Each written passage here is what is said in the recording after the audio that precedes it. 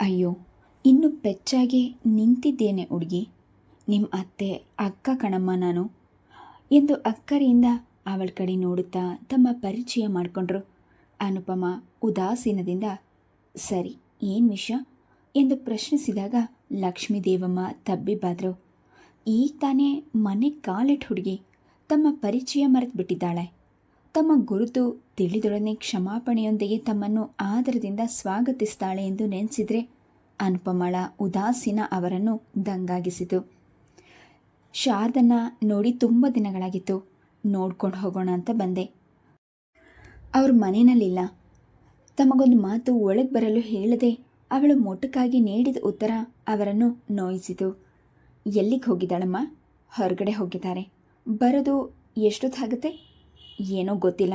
ಅನುಪಮ ಪಾಠ ಒಪ್ಪಿಸುವಂತೆ ಭಾವರಹಿತವಾಗಿ ಉತ್ತರಿಸಿದ್ಲು. ಸದ್ಯ ಬಂದವರು ಬೇಗ ಹಿಂತಿರುಗಿ ಹೋಗಲಿ ಎಂಬ ಉದ್ದೇಶ ಆ ಮಾತಿನಲ್ಲಿ ಅಡಗಿದ್ದನ್ನು ಲಕ್ಷ್ಮೀ ದೇವಮ್ಮ ಗ್ರಹಿಸದೇ ಇರಲಿಲ್ಲ. ಒಳಗೆ ಬಂದು ಕಾಯ್ಬೋದೆ ಎಂದು ನಾಲಿಗೆಯ ತುದಿಗೆ ಬಂದ ಮಾತನ್ನು ಅವರು ಪ್ರಾಯಾಸದಿಂದ ನುಂಗ್ಕೊಂಡ್ರು. ತಂಗಿಯ ಮನೆ ಆಕೆಗೇನೂ ಹೊಸದಲ್ಲ. ಆಕೆಯ ಮನೆ ಹಲಸೂರಿನಲ್ಲಿ ಇದ್ದಿದ್ದರಿಂದ ಎರಡೆರಡು ಬಸ್ ಬದಲಾಯಿಸಿ ಬರಬೇಕಿತ್ತು. ತಿಂಗಳಿಗೊಮ್ಮೆ ಯಾವಾಗಲಾದರೂ ತಂಗಿಯನ್ನು ನೋಡಲು ಬಂದರೂ ಶಾರದಮ್ಮ ಅವರನ್ನು ಬೇಗ ಹಿಂತಿರುಗಿ ಹೋಗಲು ಬಿಡ್ತಿರಲಿಲ್ಲ.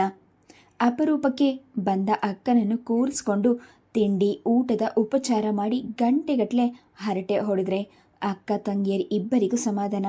ಮನೋಹರ್ ಮನೆಗೆ ಬಂದ ಮೇಲೂ ಅವನು ದೊಡ್ಡಮ್ಮನ ಜೊತೆ ಮಾತನಾಡಿ ನಂತರ ಅವನೇ ಅವರನ್ನು ಬಸ್ ಸ್ಟಾಪಿಗೆ ಬಿಟ್ಟು ಬಸ್ ಹತ್ತಿಸಿ ಬರ್ತಿದ್ದುದುಂಟು. ಹಿಂದೆ ಮೊದಲ ಬಾರಿ ತಂಗಿಯ ಮನೆಗೆ ಬಂದು ಈ ರೀತಿ ಅಪಮಾನ ಎದುರಿಸ್ತಾ ಇರೋದು. ಲಕ್ಷ್ಮೀ ದೇವಮ್ಮ ಕಸಿವಿಸಿಯಿಂದ ಸರಿಯಮ್ಮ, ನಾನು ಬರ್ತೀನಿ. ಶಾರದಾ ಬಂದಮೇಲೆ ನಾನು ಬಂದಿದ್ದೆ ಅಂತ ಹೇಳಿಬಿಡು ಎಂದು ಹೊರಟಾಗ ಅನುಪಮ ಆಯಿತು ಹೇಳ್ತೀನಿ ಎಂದು ಬಾಗಿಲು ಹಾಕ್ಕೊಂಡು ಗೇಟ್ ತೆರೆದುಕೊಂಡು ಹೊರಗೆ ನಡೆದ ಲಕ್ಷ್ಮೀ ದೇವಮ್ಮನ ಮುಖ ಪೆಚ್ಚಗಾಗಿ ಹೋಯಿತು. ಮತ್ತೆ ಮನೆಗೆ ಹಿಂತಿರುಗಲು ಕೂಡಲೇ ಯಾವ ಬಸ್ ಇರಲಿಲ್ಲ. ಆಟೋ ಮಾಡಿಕೊಂಡು ಹೋದರೆ 80-100 ರೂಪಾಯಿಗಳಾದರೂ ಆಗುತ್ತದೆ. ಅಷ್ಟೊಂದು ದುಡ್ಡು ಆಕೆ ತಂದಿರಲಿಲ್ಲ. ಅದರ ಬದಲು ಬಸ್ಸಿಗೆ ಕಾಯೋದೇ ವಾಸಿ ಎನಿಸ್ತು. ಲಕ್ಷ್ಮೀ ದೇವಮ್ಮ ನಿಧಾನವಾಗಿ ಹೆಜ್ಜೆ ಹಾಕುತ್ತಾ ನಡೆಯುತ್ತಿದ್ದುದುಂಟು. ರಸ್ತೆಯ ತಿರುವಿನಲ್ಲಿ ಶಾರದಮ್ಮ ಎದುರಾದರು. ಅಕ್ಕನನ್ನು ಕಂಡು ಅವರ ಮುಖ ಅರಳಿತು. ಅಕ್ಕ, ಇದೇನು ಈ ಕಡೆ? ಮನೆಗೆ ಬರೋದಿಲ್ವೇ? ಲಕ್ಷ್ಮೀ ದೇವಮ್ಮ ತಕ್ಷಣ ಉತ್ತರಿಸಲಿಲ್ಲ. ನಂತರ ನಿಧಾನವಾಗಿ ಬಂದಿದ್ದೆ. ನೀನು ಮನೆಯಲ್ಲಿಲ್ಲ ಅಂತ ನಿನ್ನ ಸೊಸೆ ಹೇಳಿದ್ಲು ಎನ್ನುತ್ತಿದ್ದಂತೆ ಶಾರದಮ್ಮ ಮಧ್ಯ ಬಾಯಿ ಹಾಕಿ ತರಕಾರಿ ತರೋದಕ್ಕೆ ಸೊಸೈಟಿಗೆ ಹೋಗಿದೆ. 10 ನಿಮಿಷ ಕಾದಿದ್ರೆ ಬಂದ್ಬಿಡ್ತಿದ್ದೆ. ನನ್ನ ಸೊಸೆ ಏನೋ ನಿನಗೆ ಹೊಸಬಳೆ, ಸಂಕೋಚ ಪಡೋಕೆ ಎಂದು ನಗುತ್ತಾ ಕೇಳಿದಾಗ ಲಕ್ಷ್ಮೀ ದೇವಮ್ಮ ಮೌನ ವಹಿಸಿದ್ರು. ಅನುಪಮಳ ವರ್ತನೆಯ ಬಗ್ಗೆ ಹೇಳಲು ಅವರಿಗೆ ಮನಸ್ಸಾಗಲಿಲ್ಲ. ಬಾ ಮನೆಗೆ ಹೋಗೋಣ ಶಾರದಮ್ಮ ಆಹ್ವಾನಿಸಿದಾಗ ಲಕ್ಷ್ಮೀ ದೇವಮ್ಮ ಅನುಮಾನಿಸಿದ್ರು. ಮತ್ತೆ ಅನುಪಮಳ ಮುಂದೆ ಹೋಗಿ ಕಹಿ ಅನುಭವವನ್ನು ಮರುಕಳುಹಿಸಲು ಅವರಿಗೆ ಮನಸ್ಸೊಪ್ಪಲಿಲ್ಲ. ಇಲ್ಲ ಶಾರದಾ, ಹೊರಟುಬಿಡ್ತೀನಿ. ಇನ್ನೊಂದು ದಿನ ನೀನು ಮನೆಯಲ್ಲಿ ಇರುವಾಗ ಬರ್ತೀನಿ ಶಾರದಮ್ಮ ಹಾರಿದ್ರು. ಎಲ್ಲಾದರೂ ಉಂಟೆ? ಇನ್ನೊಂದಿನ ಖಂಡಿತ ಬರುವಿಯಂತೆ. ಆದರೆ ಇವತ್ತು ಇಲ್ಲಿವರೆಗೂ ಬಂದಮೇಲೆ ನಿನ್ನನ್ನು ಹಾಗೆ ವಾಪಸ್ ಹೋಗೋಕ್ಕೆ ಬಿಡೋರು ಯಾರು? ನಡಿ ನಡಿ ಎಂದು ಒತ್ತಾಯಪಡಿಸಿ ಕರೆದೊಯ್ದರು. ಅತ್ತೆಯ ಜೊತೆ ಮತ್ತೆ ಹಿಂತಿರುಗಿ ಬಂದ ಲಕ್ಷ್ಮೀ ದೇವಮ್ಮನನ್ನು ಕಂಡು ಅನುಪಮ ಯಾವ ಪ್ರತಿಕ್ರಿಯೆಯೂ ವ್ಯಕ್ತಪಡಿಸಲಿಲ್ಲ. ಶಾರದಮ್ಮ ನಯವಾಗಿ ನಾನು ಬರ್ತೀನಿ ಅಂತ ಹೇಳಿ ಅಕ್ಕನನ್ನು ಒಳಗೆ ಕೂರಿಸ್ಕೋಬಾರ್ದಿತ್ತಾ?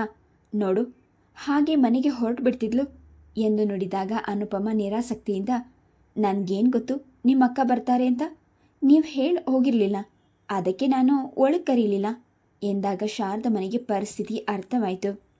ಮನೆ ಬಾಗಿಲಿಗೆ ಬಂದವರನ್ನು ಒಳಗೆ ಕರಿಬೇಕು ಎಂಬ ಸೌಜನ್ಯವನ್ನು ತಾವು ಹೇಳ್ಕೊಡ್ಬೇಕೆ ಎಂಬ ಬೇಸರದ ಜೊತೆ ಅಕ್ಕನನ್ನು ಒಳಗೆ ಕರೆಯದೆ ಕಳಗಿಸ್ಬಿಟ್ಲೆಂಬ ಕೋಪವೂ ಬಂತು. ಅನುಪಮ ಅವರಿಬ್ಬರ ಜೊತೆಯಲ್ಲೂ ಮಾತಿಗೆ ಕುಳಿತುಕೊಳ್ಳದೆ ಎದ್ದು ಹೋಗಿ ರೂಮಿನ ಬಾಗಿಲು ಹಾಕ್ಕೊಂಡಾಗ ಲಕ್ಷ್ಮೀ ದೇವಮ್ಮನಿಗೆ ಮುಖ ಮುರಿದಂತಾಗಿ ಕಣ್ಣಲ್ಲಿ ನೀರು ತುಂಬಿಕೊಳ್ತು. ಅದನ್ನು ಕಂಡು ಶಾರದಮ್ಮನಿಗೆ ಗಂಟಲು ಹುಬ್ಬಿ ಬಂತು. ಅವರು ದುಗುಡದಿಂದ ಅಕ್ಕ, ಇವಳು ಶ್ರೀಮಂತರ ಮನೆ ಹುಡುಗಿ, ತುಂಬ ಮುದ್ದಿನಿಂದ ಬೆಳೆಸ್ಬಿಟ್ಟಿದ್ದಾರೆ. ನಡೆ ನುಡಿ ಇನ್ನೂ ತಿದ್ಕೊಂಡಿಲ್ಲ ಅಷ್ಟೇ. ದಯವಿಟ್ಟು ನೀನು ಬೇಜಾರು ಮಾಡ್ಕೊಬೇಡ ಎಂದು ಸಮಾಧಾನಪಡಿಸಿದಾಗ ಲಕ್ಷ್ಮೀದೇವಮ್ಮ ಸೆರಗಂಚಿನಿಂದ ಕಣ್ಣೊರೆಸ್ಕೊಂಡ್ರು. ಹೋಗಲಿ ಬಿಡು, ಅವಳು ನಿನ್ನ ಜೊತೆಗಾದರೂ ಚೆನ್ನಾಗಿದ್ರೆ ಸಾಕು. ಅವಳು ನಮ್ಮ ಜೊತೆ ಇರುವ ಚೆನ್ನವನ್ನು ನೆನೆಸ್ಕೊಂಡು ಶಾರದಮ್ಮ ನಿಟ್ಟುಸಿರುಬಿಟ್ರು. ತಂಗಿಯ ಬಲವಂತಕ್ಕೆ 4 ತುತ್ತು ತಿಂದು ಲಕ್ಷ್ಮೀದೇವಮ್ಮ ಮಧ್ಯಾಹ್ನವೇ ಹೊರಟು ನಿಂತಾಗ ಶಾರದಮ್ಮ ಬೇಸರಗೊಂಡ್ರು. ಏನಕ್ಕ ಇದು, ಮನು ಬರೋವರೆಗೂ ಇರು, ಮದುವೆ ಆದಮೇಲೆ ಅವನಿಗೆ ನಿನ್ನ ಜೊತೆ ಬಿಡುವಾಗಿ ಮಾತನಾಡೋಕೆ ಆಗೇ ಇಲ್ಲ. ನಿನ್ನನ್ನು ನೋಡಿ ಎಷ್ಟು ಸಂತೋಷ ಪಡ್ತಾನೆ ಗೊತ್ತಾ? ಇಲ್ಲ ಶಾರದಾ, ನೀನು ತಪ್ಪು ತಿಳ್ಕೊಂಡ್ರೂ ಪರವಾಗಿಲ್ಲ. ಇನ್ಮೇಲೆ ಈ ಕಡೆ ಜಾಸ್ತಿ ಬರೋಕ್ಕಾಗಲ್ಲ ನನಗೆ. ನನ್ನನ್ನು ನೋಡಬೇಕು ಅನಿಸಿದ್ರೆ ನೀನೇ 4 ಹೆಜ್ಜೆ ಅಲ್ಸೂರಿಗೆ ಬಂದುಬಿಡು. ಮನೆಗೆ ಬರೋರು ಹತ್ರ 4 ಮಾತಾಡೋ ಅಷ್ಟು ಸೌಜನ್ಯ ನನ್ನ ಸೊಸೆಗಿದೆ ಎಂದಾಗ ಅಕ್ಕನ ಮಾತು ಅವರಿಗೆ ಮುಖಕ್ಕೆ ಹೊಡೆದಂತಿತ್ತು. ಲಕ್ಷ್ಮೀದೇವಮ್ಮ ಹೊರಟ ಮೇಲೂ ಶಾರದಮ್ಮನ ಮನಸ್ಸು ಸ್ಥಿಮಿತದಲ್ಲಿರಲಿಲ್ಲ. ಮನೋಹರ್ ಬ್ಯಾಂಕಿನಿಂದ ಬಂದಾಗ ಅವರು ಮಗನಿಗೆ ಕಾಫಿ ಕೊಡುತ್ತಾ, ಲಕ್ಷ್ಮಕ್ಕ ಬಂದಿದ್ಲು ಮನು ಎಂದು ಮೆಲ್ಲನೆ ನುಡಿದ್ರು.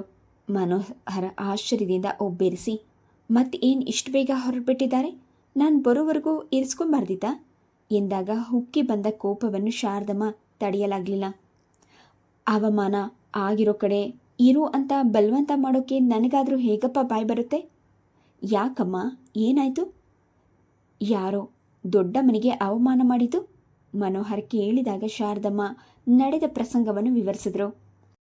ನೋಡು ಮನು, ಗಂಡ ಹೆಂಡತಿಗೆ ಜಗಳ ತಂದಾಕಬೇಕು ಅನ್ನೋ ದುರ್ಬುದ್ಧಿ ನನಗಿಲ್ಲ.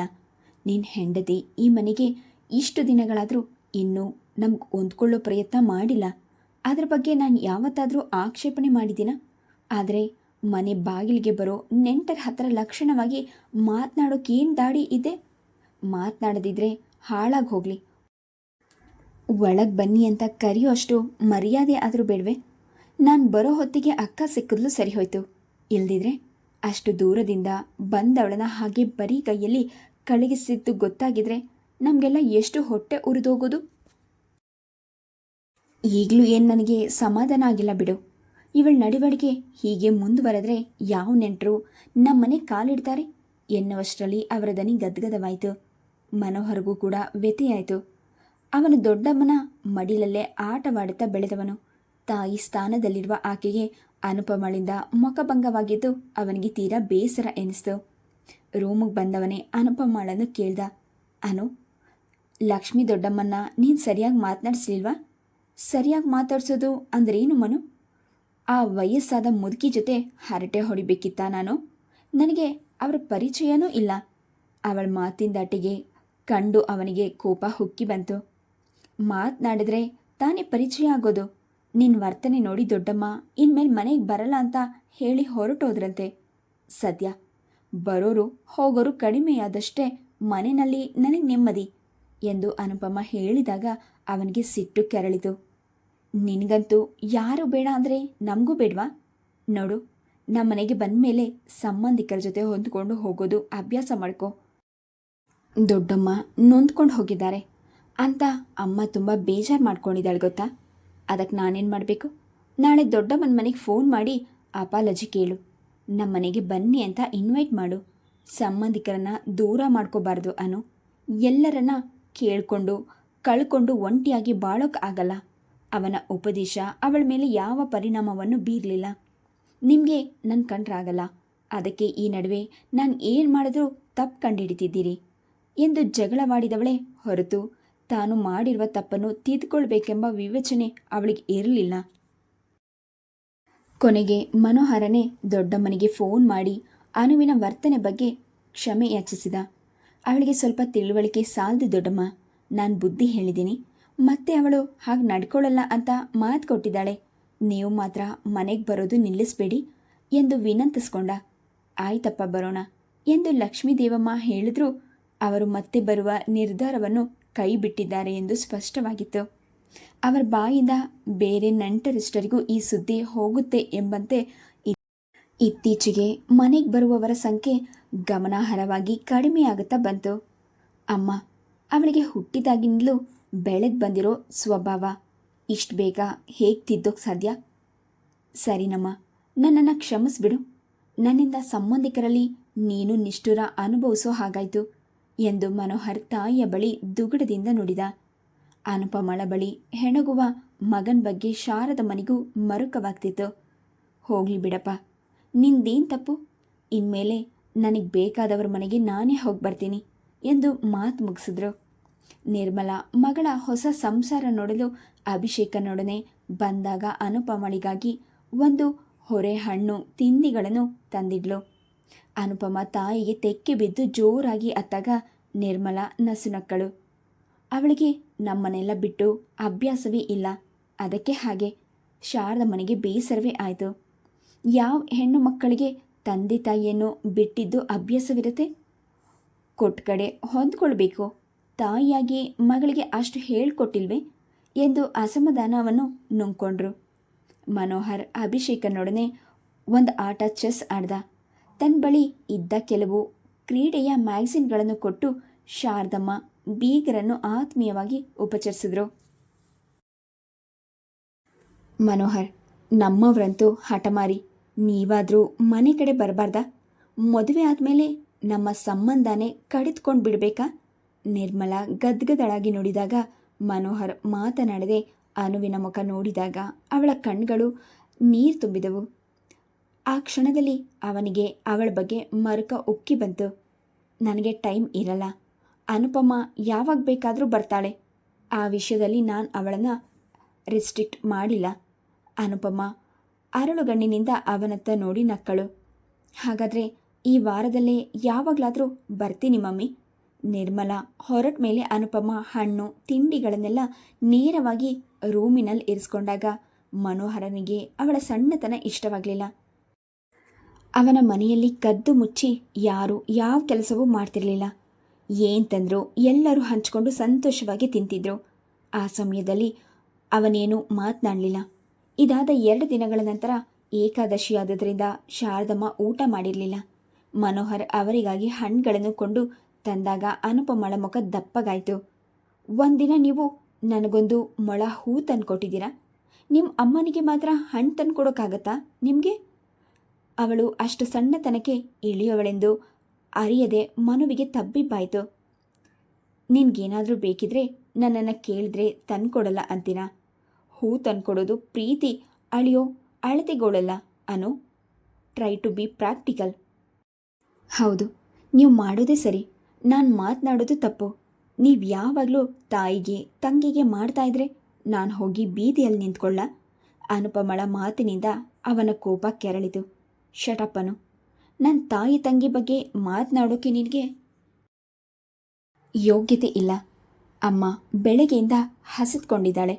ಇವತ್ತು ತಾನು ಉಪವಾಸ ಇದ್ದರೂ ನಿನಗಾಗಿ ಅಮ್ಮ ಅಡಿಗೆ ಮಾಡಿಟ್ಟಿರುವಾಗ ನಿನ್ನ ರೂಮಿನಲ್ಲಿ ಬಚ್ಚಿಟ್ಕೊಂಡಿರೋ ಹಣ್ಣನ್ನು ಅವಳಿಗೆ ಕೊಡೋಕೆ ನಿನಗೆ ಕೈ ಬರಲಿಲ್ವಾ? ಮಗನಿಗಾಗಿ ತನ್ನ ತಾಯಿಗೆ ಒಂದಿಷ್ಟು ಹಣ್ಣು ತಂದು ಕೊಟ್ಟರೆ ರಾಮಾಯಣ ಮಾಡ್ತೀಯಲ್ಲ, ಎಂಥ ಹೆಂಗಸ್ ನೀನು ಎಂದು ಹೊರಗೆ ಬಂದಾಗ ಅಡಿಗೆ ಮನೆಯಲ್ಲಿ ಮೌನವಾಗಿ ಕುಳಿತ ತಾಯಿಯನ್ನು ಕಂಡು ಕೂಡಲೇ ಅವರಿಗೆ ತಮ್ಮ ಜಗಳವೆಲ್ಲ ಕೇಳಿಸಿದೆ ಎಂದು ಅವನಿಗೆ ಅರಿವಾಯಿತು. ಅಮ್ಮ, ಈ ಹಣ್ಣು ತಿಂದು ಹಾಲು ಕುಡಿ ತಗೋ. ಬೇಡ ಕಣೋ, ಇನ್ಮೇಲೆ ನನಗೆ ಹಣ್ಣು ತರಬೇಡಪ್ಪ, ಹಾಲು ಕುಡಿತೀನಿ ಸಾಕು ಎನ್ನುವಾಗ ಅವರ ಕಣ್ಣಲ್ಲಿ ನೀರು ಜಿನುಗಿತು. ನೀನೀಗ ನಾನು ತಂದಿದ್ದೆಲ್ಲ ತಿಂದು ಮುಗಿಸದೆ ಹೋದರೆ ನನ್ನಾಣೆ. ಮನೋಹರ್ ಪ್ರೀತಿಪೂರ್ವಕ ಒತ್ತಾಯ ಹೇರಿದಾಗ ಶಾರದಮ್ಮ ಒಲ್ಲದ ಮನಸ್ಸಿನಿಂದಲೇ ತೆಗೆದುಕೊಂಡ್ರು.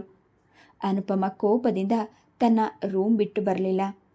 ಮನೋಹರನ ಒಪ್ಪಿಗೆ ದೊರೆತ ಮೇಲೆ ಅನುಪಮ ತಂದೆಯ ಮನೆಗೆ ಹೋಗಲು ಆರಂಭಿಸಿದ್ಲು. ಮೊದಮೊದಲು ಬೀಗುವಾಗೆ ವರ್ತಿಸ್ತಿದ್ದ ಭಾರದ್ವಾಜ್ ಕ್ರಮೇಣ ಮಗಳ ಮೇಲಿನ ವ್ಯಾಮೋಹದಿಂದ ಕರಗಿ ಎಂದಿನಂತೆ ಅವಳನ್ನು ಓಲೈಸ್ತಿದ್ರು. ಅವಳಿಗೆ ತವರಿನಲ್ಲಿ ರಾಜೋಪಚಾರ ಆಗ್ತಿತ್ತು. ಮಗಳು ಕೇಳಿದ್ದನ್ನು ನಿರ್ಮಲಾ ಬೇಡ ಎನ್ನದೆ ಮಾಡಿಸ್ತಿದ್ಲು. ತನ್ನ ತವರ್ಮನೆಯ ಸಂಪರ್ಕ ಹೆಚ್ಚಾದಂತೆ ಅನುವಿಗೆ ನಿಧಾನವಾಗಿ ತನ್ನ ಗಂಡನ ಮನೆಯ ಬಗ್ಗೆ ಕೀಳರಿಮೆ ಮೂಡಲು ಆರಂಭಿಸಿತು. ನಿಮ್ಮತ್ತೆ ಹೇಗಿದ್ದಾರೆ? ಮನೋಹರ್ ನಿನ್ನನ್ನು ಚೆನ್ನಾಗಿ ನೋಡ್ಕೊಳ್ತಾರಾ? ಭಾರದ್ವಾಜ್ ಕೇಳಿದಾಗ ನಿರ್ಮಲಾ ದನಿಗುಡ್ಸಿದ್ಲು. ಮನೋಹರ್ ಬಹಳ ಒಳ್ಳೆಯ ಹುಡುಗ ಅಲ್ವೇನೆ ಅನು? ಸರಿ, ಒಳ್ಳೆತನವನ್ನೇನು ಅರ್ಕೊಂಡು ಕುಡಿಬೇಕಾ? ಅವನಿಗೇನು ಆಸ್ತಿ ಅಂತಸ್ತಿದೆ? 4 ಜನಗಳ ಎದುರು ಇವನು ನನ್ನ ಅಳಿಯ ಅಂತ ಹೇಳ್ಕೊಳಕ್ಕಾಗತ್ತಾ? ಏನಾದರೂ ಮಾಡಿ ನಿನ್ನ ಗಂಡನಿಗೆ ಕೆಲಸ ಬಿಟ್ಟು ಇಲ್ಲೇ ಒಂದು ಬಿಸ್ನೆಸ್ ನೋಡ್ಕೊಳ್ಳೋಕ್ಕಾದರೂ ಹೇಳು. Please subscribe the channel, like and share. Thank you.